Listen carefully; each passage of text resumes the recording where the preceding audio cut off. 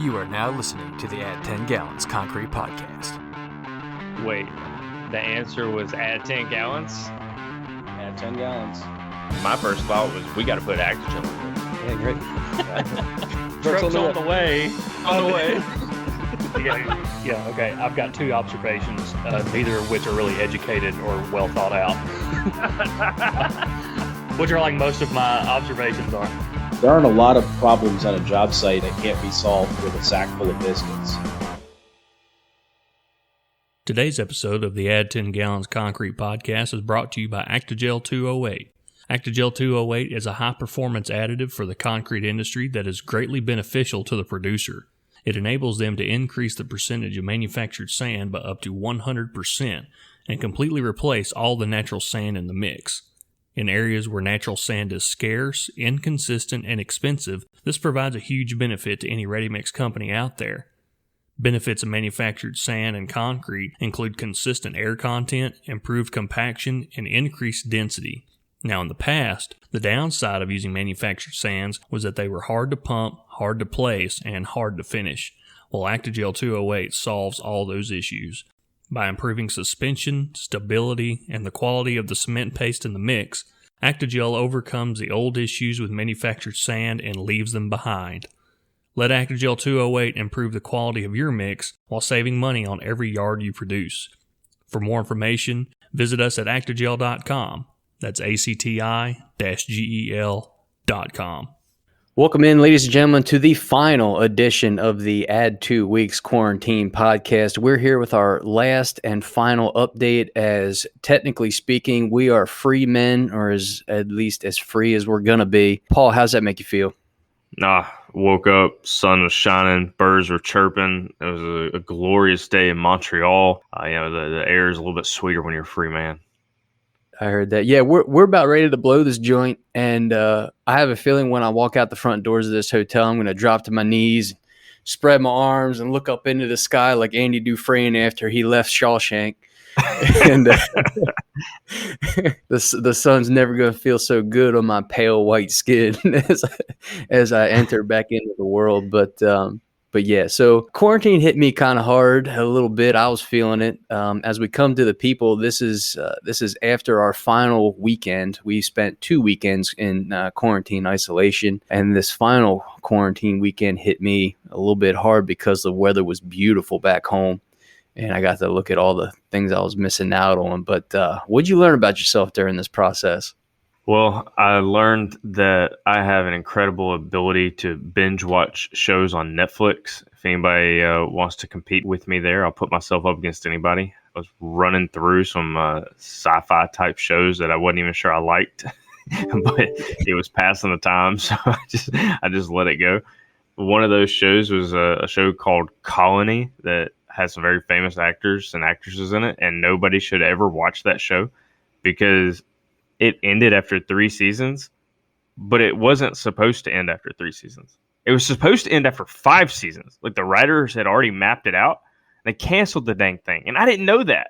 And so you get to the end of season 3, and it's like the most epic cliffhanger you've ever seen. Every storyline, every subplot, everything's got a massive cliffhanger. All the characters have their own cliffhanger, and there's nothing, and it's not coming back. Dang. Woof. Wonder what happened there. Wonder if the staff split or they ran out of money or what. Either way, that's unfortunate. Yeah, it sucks. And I was kind of mad about it because it's kind of my own fault. Like, I misread what Netflix was trying to tell me. I misread that Netflix had 2018 as like the year under the show. And I thought that was when the show started. So I was like, oh, 3 seasons, 2018, cool, man. And then, 2021, and then we're going to 2022, maybe we'll get season 4. No, I was wrong. The show started in 2016, and 2018 was the last year of production. So I did it to myself. Dang. Yeah, I started a Netflix series myself a little bit. Fortunately for me, I've been, as most people know by now, my hobby is racing, particularly dirt track stuff, and you can stream enough races where that kept my weekends busy. And every once in a while, you'll get a Tuesday or a Wednesday or some midweek race somewhere in the Midwest, usually. But that's kept me busy a little bit. But I'm ready to get out, man. I'm I'm going nuts in here. I got a feeling that tomorrow, Thursday, is going to be really hard. I mean, think about how sedentary we've been. I mean, you do 30 minutes of push-ups and sit-ups, and you feel like you did something. And then tomorrow we're going to be up at 4 in the morning on a plane, working, 12, 13, 14 hours a day. I mean, these guys, to them, that's nothing, right? But to us, we've been sitting around a hotel for 14 days. So it's gonna be weird. Yeah, I heard that. I was doing those myself, half hour to 40-minute body weight, push-ups, sit-ups, tricep dips, that kind of stuff. Just getting the blood flowing a little bit, and you get a sweat going, you feel like you did something. But the next time I'm in the gym, the first squat I do is probably going to kill me. So I was doing, it's tell you how terrible my time of bodyweight exercising was. I was like, all right, I need to go a little harder here. So I started doing some squats and squat jumps. I got to like my third squat jump, and my right knee was like, I don't think we're going to do this today, bro. He was like, I'm going to give you just enough pain to make you question what you're doing right here. So I was like, yeah, I can't tear anything up in my knee. Bad enough I screwed up my mouth for a day. I don't need to be screwed up my knee for this whole thing. So. Right. Yeah. It's one thing to have to replace a crown, but knee and joint issues are a little bit harder to deal with. But isn't that terrible? Isn't that sad? I got like 3 squat jumps into this thing. So I was like, all right, well, I'll just do bunch of stretching. Like I need to do more stretching anyway. Man, that was hard too. It was horrible. I really felt terrible about myself, and that's sad to say. So I can't wait to get out of here, get back to the land of freedom, and really get in some real workouts. Get this body back to tip top shape. Yeah, get it back to normal. Yeah, speaking of getting back to normal, I saw a message come across today, and it was about Quebec, where we're at, and it was a message from like their leader guy here, their version of a governor of Quebec, and he was like, oh, I'm so happy today we're announcing that we're easing restrictions. And I had actually kind of forgot that there was curfew here. So the people didn't know that you couldn't be outside past like 9 o'clock. So all the restaurants were shut down at 8. And I forgot about that because I ordered dinner early anyway. But yeah, you couldn't get dinner delivered to you past 8 o'clock because all the restaurants were shut down. And so this guy, and I forgot about that, the Walmarts, everything shuts down at 8 o'clock. That's when, and all the people need to be home by 9.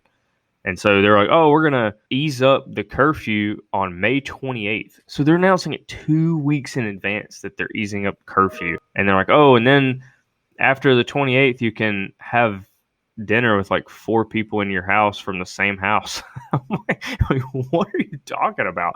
And it was like all these crazy things. Like there's like the most minimum of like restrictions being lifted. And this guy was smiling ear to ear. He couldn't have been happier that these small restrictions. So they're hoping that by July of this year that Quebec will be fully open, except they'll still be wearing masks. But I don't know. It was interesting to see that come across because you're getting a different story in the United States where they're opening up pretty much wide open in the States, and they're still pretty restricted here. Yeah, that's another thing that kind of added to my pain over the weekend is you have states that completely lifted their outdoor mask mandate, and Maryland, where I live, they lifted their outdoor mask mandate and capacity limits, and even went a little bit lower on the restrictions for indoor dining as well. And I got friends going to baseball games now, and even the major races that actually had to abide by the rules, not the ones that I've been going to, quite honestly, because if you went to a dirt track last summer, it's like nothing ever happened. But the bigger tracks like NASCAR events and stuff like that, they still have to follow the rules because they're under the scrutiny and watchful eye of the media and network TV. So they got to mind their business. But even NASCAR events and outdoor concerts and stuff like that are coming back full capacity, full tilt this summer.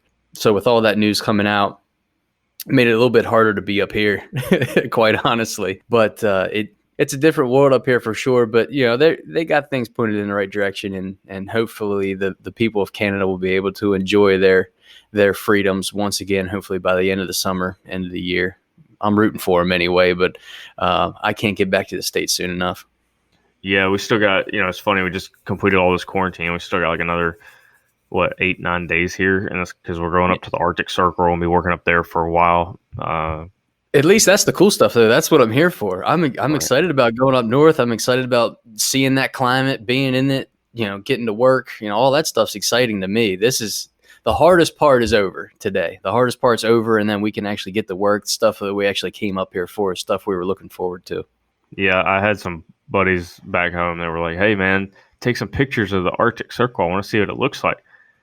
I'm thinking, really? You just want to see a giant sheet of white? What do you think it's going to look like? That's it, man. Yeah, if I see a caribou or like a wolf or something, I'll take a picture of that. But if you want to see snow, you could. That ain't hard to find. Right. Yeah, I had to look up what time zone that mine is in. They're in the central time zone. But like when you look at it on a globe, it looks like they're right above us. It looks like we're going to fly due north. But I didn't think about this till I looked at it.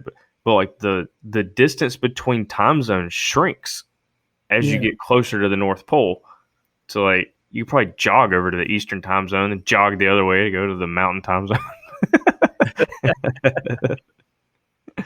So anyway, they're going to be in the Central time zone. So no recording of the podcast will happen there. So we'll have to come back to the people.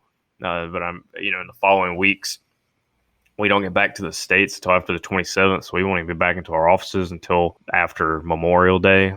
So it's going to be a couple weeks without any podcasts.